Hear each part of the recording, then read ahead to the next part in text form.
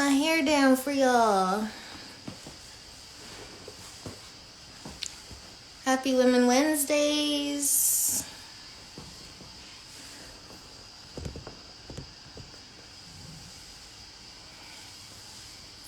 I'm gonna wait a few minutes for a couple more people to get in here.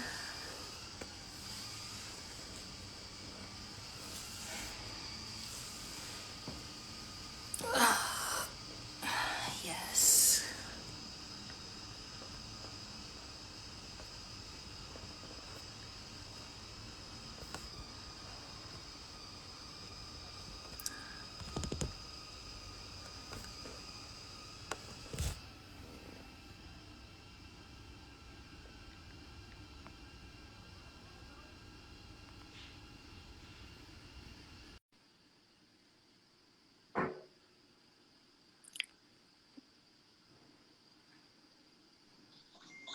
Okay, here we are.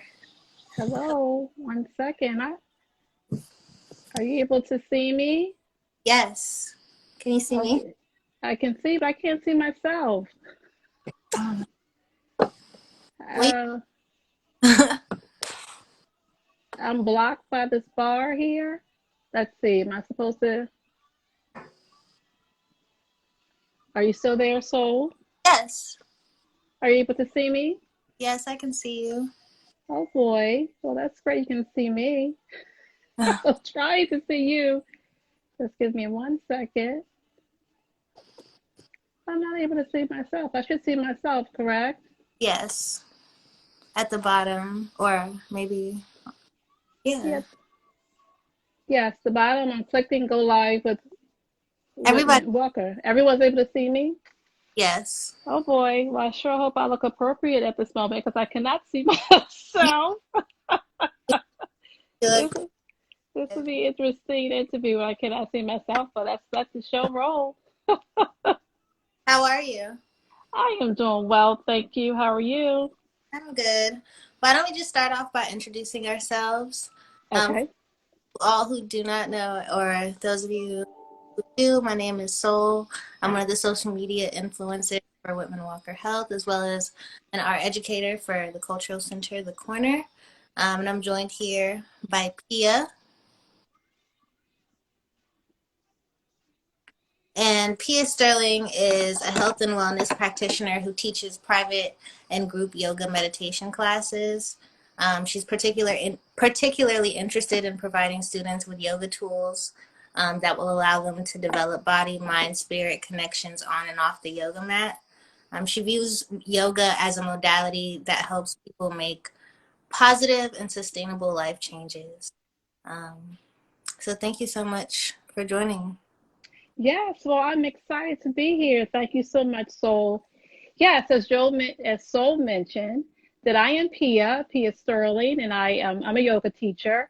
And my intention for tonight is to share mindfulness with you, and it's a pleasure to be here.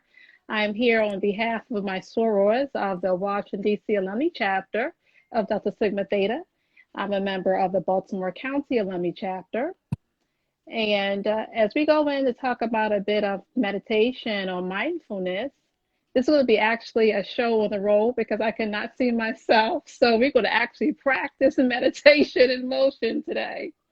Yes. So how would you like me to start? Why don't we just start with some meditation? Maybe. Okay. Okay. Awesome. So to start with meditation, I will ask you to find yourself in a comfortable seating position. I'm in a chair. If you're sitting in a chair, you can, if you have papers in the way, just move those papers out the way. And I invite you to plant your feet firmly in the chair. And we're going to do some breathing, and then we're going to go into a meditation to get us grounded for today's um, live IG program together. How about that? Yeah, I'm All ready. right. You're ready? Okay. So as you're grounded in your feet on the floor, I'm going to invite you to either gaze down at the floor or to gently close your eyes and place your right hand on your navel center and your left hand on your heart center. And begin to inhale. I'm going to close my eyes and ask you to follow me. I'm going to inhale. And as I inhale through my nose, I'm allowing my belly to grow large as if there's a balloon there. And I'm going to grow tall as if there's a string from the crown of the head to the ceiling. And then I'm going to exhale. Open your mouth and just exhale. Feel that navel center begin to move in towards the spine. Inhale once again. Belly, feel that belly grow large if there's a balloon there, and you feel your spine growing large as there is a string from the crown of your head to the ceiling. And then begin to exhale. Allow that navel center begin to go towards your spine as if there's a balloon there, and that balloon is softly deflating. And let's inhale once again. I'm going to ask you to exhale. Let's do it one more time. I hear you, soul. Inhale, deep breathing. Inhale. And then exhale. While your eyes are still closed or gaze down to the earth, I'm going to invite you to bring your palms down to your lap and just begin to take a few breaths as if you were having a friendly conversation with a friend or a family member. Take a few more breaths.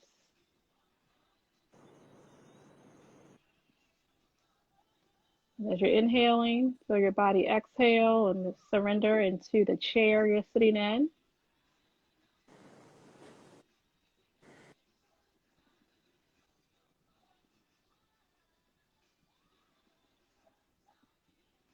We're going to close out this breathing with a few affirmations.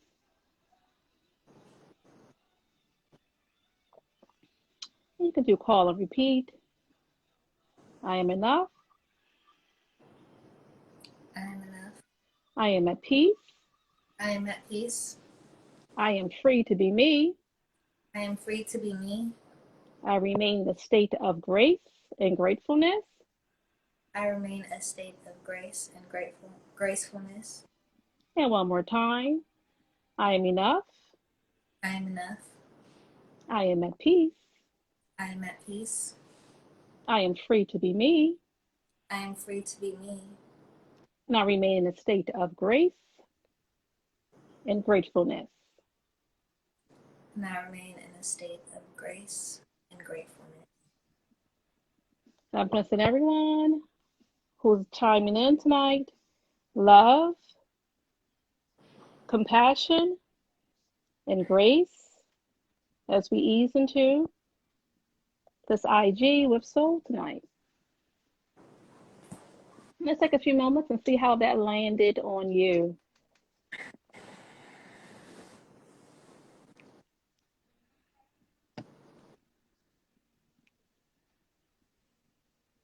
How'd that feel for you, soul?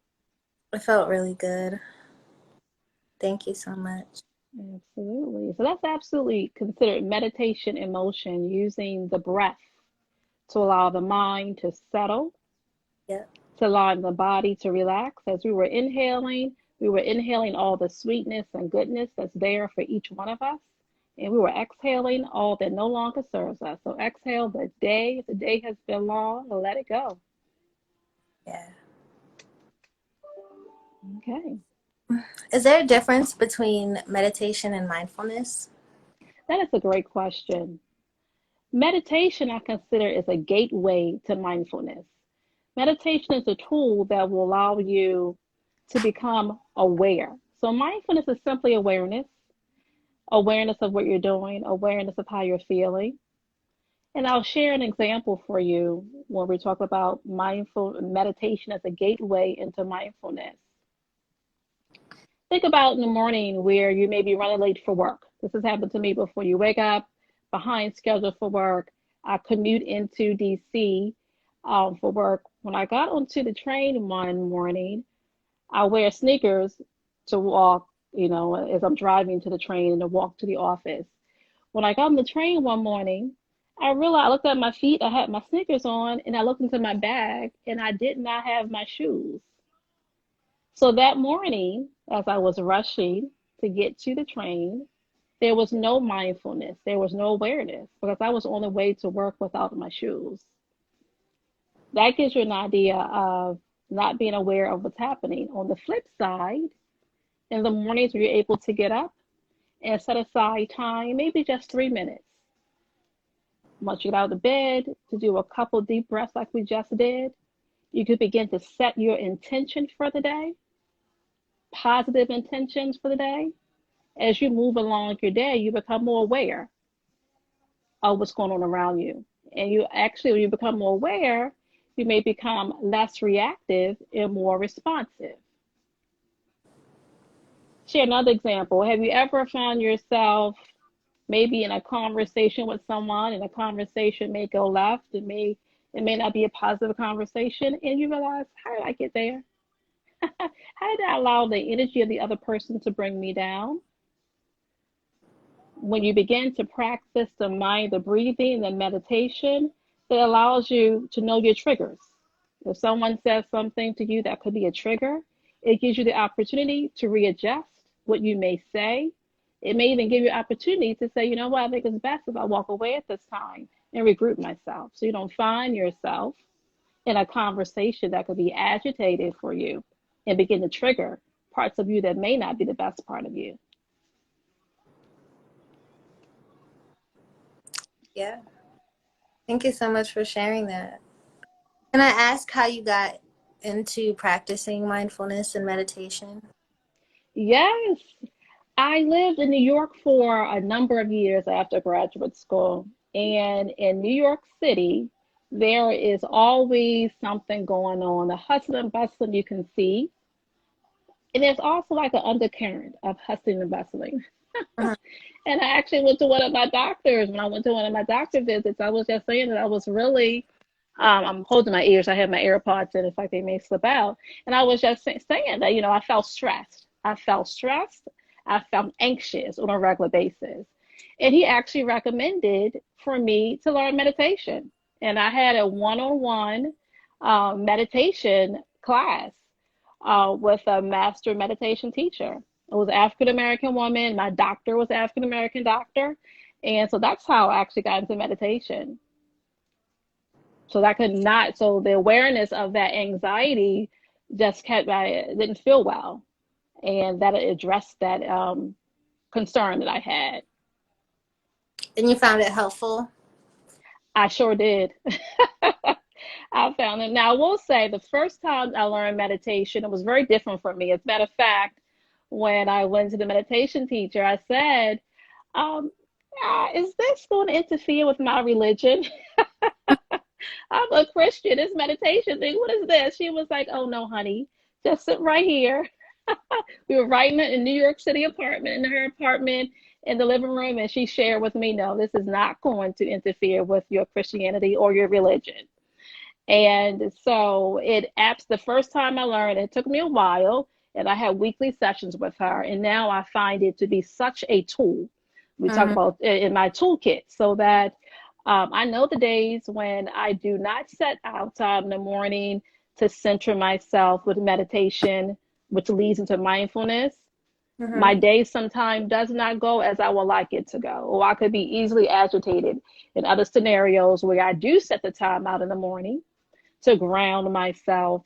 I can flow a lot easier through the day. Like right now, where I cannot see myself, I'm just going to smile this off.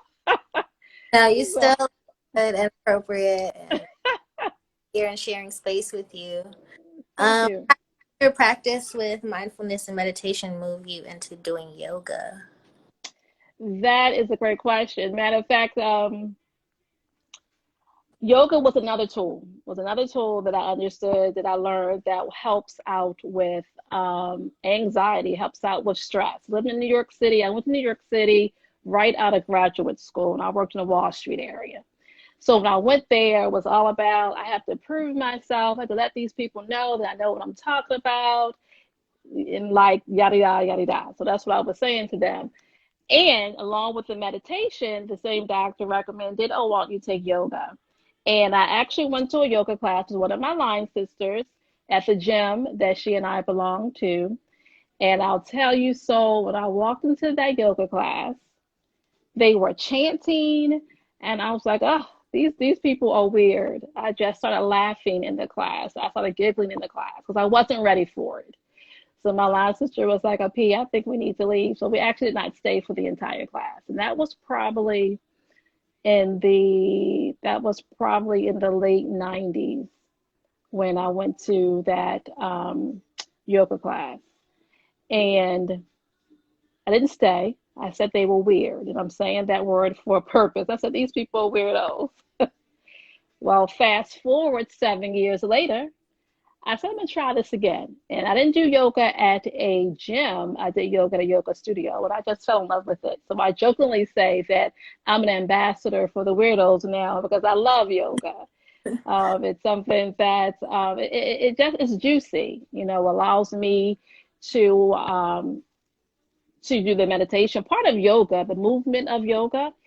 That movement helps for you to sit in meditation because it's very hard to get up and just sit down for 15 minutes. So the movement of yoga prepares the mind to settle. Yeah. How can someone who's unable to sit on the floor practice yoga? Oh, yoga can be very accessible. I'm in a chair right now. So chair yoga allows the body to open up the same way as if you were on the floor. It's absolutely accessible in a chair. Postures can be adjusted and adapted for anyone's lifestyle or anyone's ability. Mm-hmm. And can it help with weight loss as well? Absolutely. And someone may be asking, well, how can yoga help with weight loss? Yeah. Yoga goes back to meditation and mindfulness. So when we are aware of our triggers, and we are aware of what we're doing, so when you're grabbing for a piece of cake or you're grabbing for ice cream at 2 o'clock in the morning, you become more aware. You respond to what your body needs, but you're not as reactive. So the weight loss piece, it allows you to be aware of, okay, one, why do I want the weight loss? Is it for health purposes? Or do I want the weight loss because it's how others view me? So that mindfulness gets deep. It allows you to become true to who you are. And Yeah. so once you're able to figure out why weight loss is important, that mindfulness, that meditation brings into your system will allow you to make the appropriate adjustments to meet your goals. Yes. I was doing mindfulness and meditation with another person named Dee on Fridays every Oh, day. nice. Well, every third Fridays of the month, and I have Okay. that time with her. And this is bringing me back to that moment. So I just want to thank you again for sharing this space because it's what I needed to hear and talk about. Oh, wow. Thank you so much for sharing that. How was your experience? How was your experience with D? With you, with Dee? Uh-huh. Oh my gosh, it was amazing. Um, just her voice was also helpful to ground me and Mm-hmm. the way that she guided me. Oh, wow. I'm Amazing. glad it was a positive experience. Yes. So, what you remember, I used the term earlier is juicy. Was it juicy? It was it was juicy. Mhm. What kind of boundaries should be set for video calling since people are at home most of the day and perhaps working? How does that help with mindfulness? Oh, yeah. And I think that helps a lot when you're video calling on these audio calls, video calls, whether it's with Zoom or with MS Teams. You know what? It's okay maybe to turn the video off and actually stand up and move around a bit, right? It also goes back to mindfulness. You become more, you know what? You begin to, and it goes back to accepting who you are. If you're working remotely all day on a Zoom call or MS Teams, or we use in my organization, you realize, you know what, my eyes are tired now, or this screen I'm looking at and the light that I'm looking at are bothering my eyes. It allows you to feel more comfortable with who you are, and take a few moments to either turn the video off or turn your eyes away from the screen. And then I did that affirmation earlier as we were concluding our meditation. I Mhm. mentioned I'm free to be me.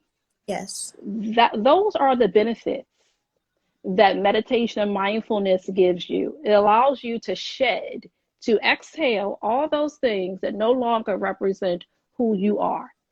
And Hmm. I'll share with you, it is an evolution. It's not a revolution. So I'm still evolving every day, but you begin to evolve every day. So yes, it will help with those video calls on a regular basis. It allows you just to continue to say, realize, you know what, this no longer 8 hours on a video call no longer serves my needs, or prioritize. I need video calls for work, maybe video calls for my friends. Maybe I have to hold off on that as often, because we do work so that you can pay bills. Yeah. Maybe you can adjust how long you're on video calls with your friends. Yeah. You do have to create those sort of boundaries in your relationships and work and in friendships and even Hmm. family. Um, what kind of dating tips would you give to people during COVID and being mindful to other people romantically? That goes back. You know what? And I keep saying it goes back to just being aware of who you are.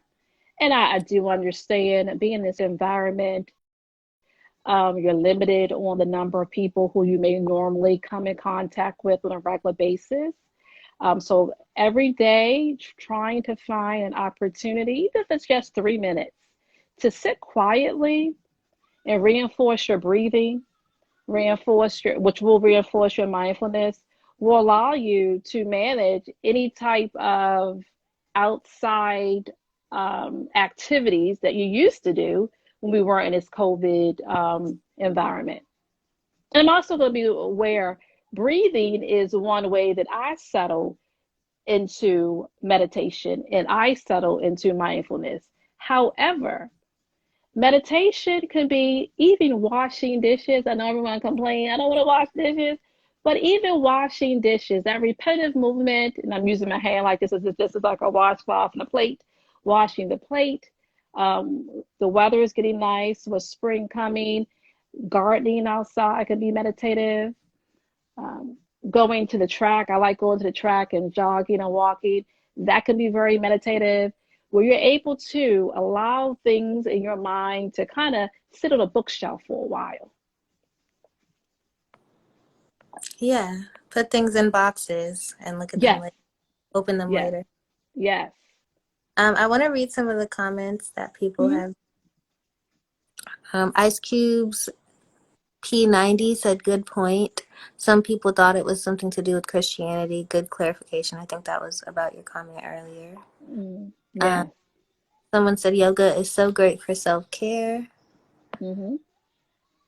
Um, that was beautiful geek _15. When is the best time to do meditation? You know what? I like to do it in the morning. However, it depends on the person.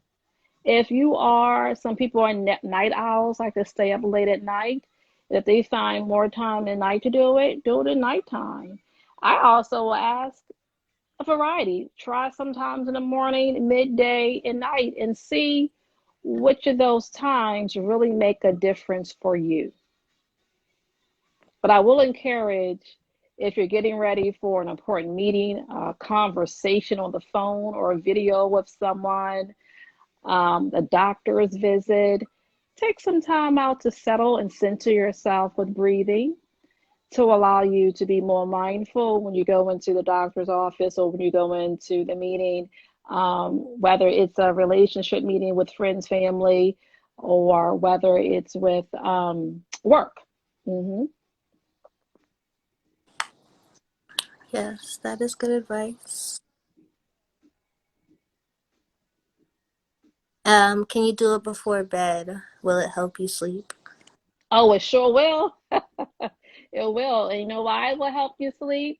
because as you're inhaling and you're exhaling, you can release the day. You can release the thoughts in your head that may have accumulated throughout the day. Lay it away, and you can lie on that pillow wonderfully, Yeah. So that's a great time to do it. Along with journaling, I also want to share that may be helpful too. After you do your meditation, to journal your thoughts, particularly if it's at night. Release those thoughts out of your head through your arm and finger on that paper, and it's done. It's a done deal. You can be able to sleep that night. Yeah. No, I also encourage people to try to do it during the day too, if they find Mm. them in anxious situations. Yes, High anxiety. absolutely. So just find Hmm. to sit with themselves, Yes. breathe. Is there a time limit to meditating? I would say No, no. I encourage you to sit as long as you feel comfortable. And as I mentioned earlier, is an evolution. So the first time you sit down, 10 seconds may feel as if it's 10 minutes because it's different. You're using a different skill and you're building a different skill. You're building a new tool for your toolkit. So one thing that I did when I first started meditating is actually tracking how long it was. How long did I sit? There were times where 7 minutes felt like it was 20 minutes. yeah. And then yeah, and you'll be surprised. So it's no limit. There's no time limit on how long you sit. That's a great question. It Well, was, how frequently in a day do you do it? yeah, that was a very good question. Do you have any other tips for people to relax and to be more mindful? Yeah, I would definitely say to find space wherever you live. Maybe there, even if it's a corner in your room, that can be very helpful um, for relaxing. I would also suggest to journal, whether it's journaling your day or writing down whatever you're grateful for. Being mindful of gratefulness, being mindful of, just sitting down, like what happened today? Because, there are times where we'll say we had a bad day, but think about it. Over the course, there's 24 hours in a day. Maybe you're up for 16 of those hours, right? With 8 hours of sleep. It had to have been something in 16 hours that was positive. So when we start counting our blessings, when we start counting the positive things that happen, that can change the entire outlook on how your perspective on what's happening in your life, even your perspective of what's happening, you know, in the world these days. Yes, well, thank you for sharing that, Pia, and Yes, for being here. absolutely. Urge Thank people to you. fill out the survey that is pinned in the comments. Yes, fill out the survey that's pinned, and I'm sorry I'm not able to see the comments. Yes, please complete the survey for the Washington D.C. alumni chapter of Delta Sigma Theta. If there are no more questions, I'll go ahead and start to close us out. Okay, absolutely. Are you Thank still there? Yes, I'm still here. So thank Okay, so now I can't see you. you. No, actually, I couldn't see the entire one. This is absolutely sure. So breathing. Can you do one more breathing exercise? Yeah. So I saw, yeah, we could absolutely do another breathing exercise. Let's do this other breathing exercise. It's called box breathing. And what it is for the box breathing, before I actually do it, air part has slipped out. We're going to actually inhale for a count of 3. We're going to hold for a count of 2, and we're going to exhale for a count of 6. And let's see how that goes for us. Okay. So in order to make it similarly, let's reassume our position. So I'm going to move my body a bit. So I'm seated in the chair. Feet are planted on the floor. And if you would like to place one hand on your navel center and the other hand on your heart center, you can. That's your choice. Sometimes feeling your belly go in and out is helpful. And also either to close your eyes gently or to gaze down at the floor. And I'll do the counting. So we're going to inhale, 3, 2, 1.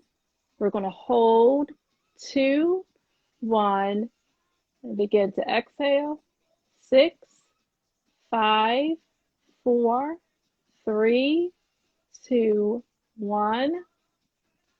Inhale, 3, 2, 1. Hold for a count of 2, 1. And then begin to exhale, 6, 5, 4, 3, 2, 1. Let's do it once again. Inhale for 3, 2, 1. Hold for 2, 1. And begin to exhale. 6, 5, 4, 3, 2, 1.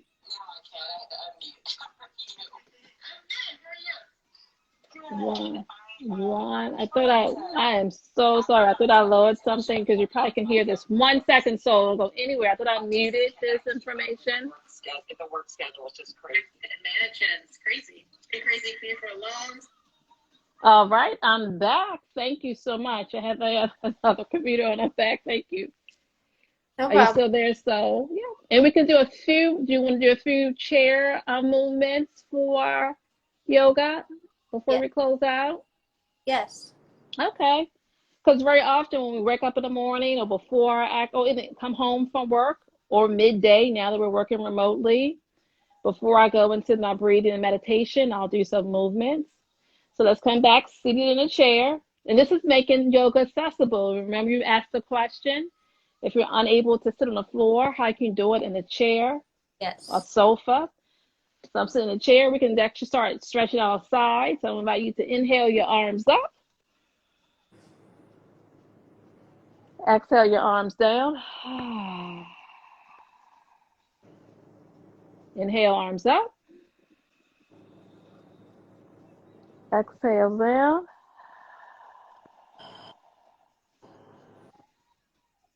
One more time. Inhale.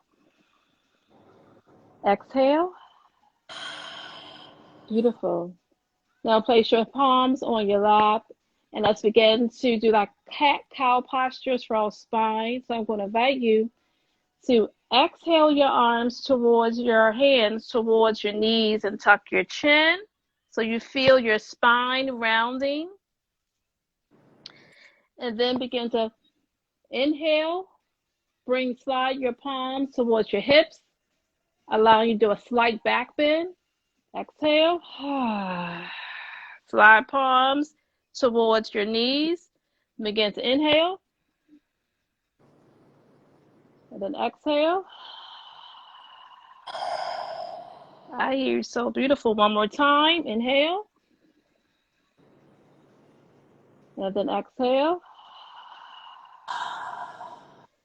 And the reason we're doing these spinal twists, the yogis say we're only as flexible or as old as the flexibility of our spine. And let's actually begin some spinal twists. Inhale your arms up this time.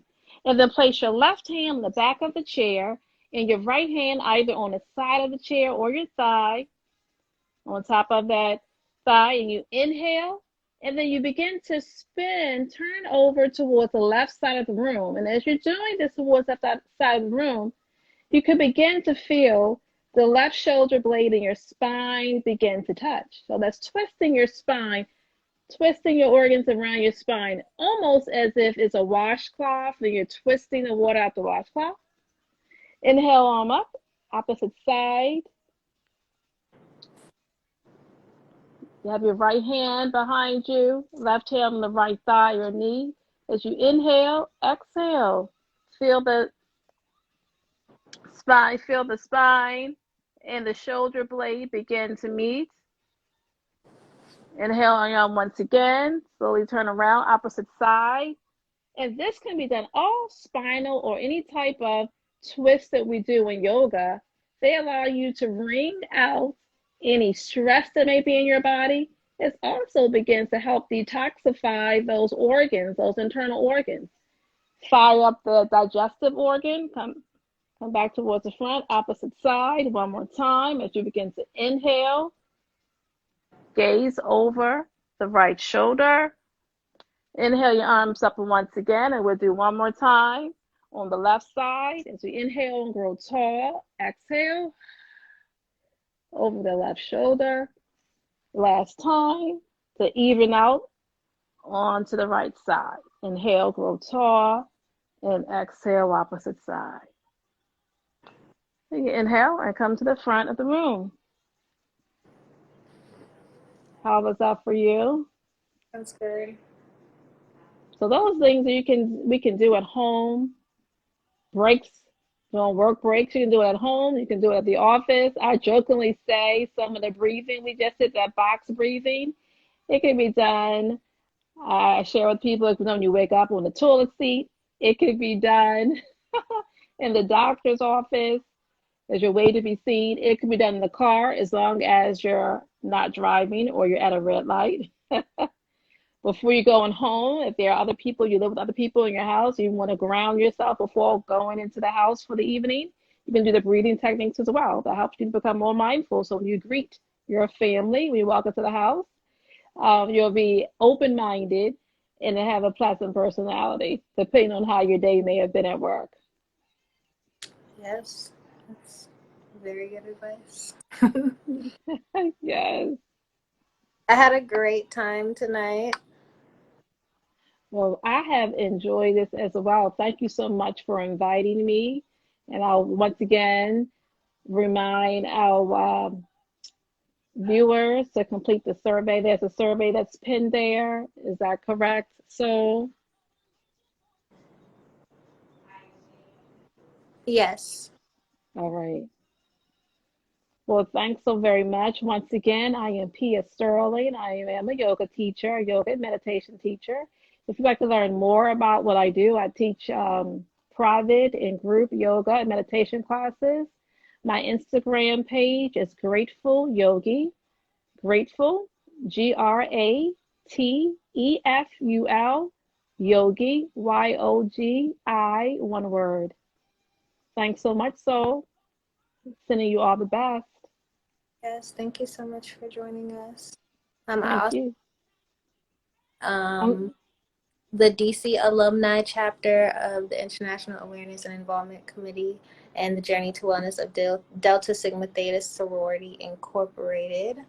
In this awesome effort, please take the time to continue to complete their survey. I'm sorry.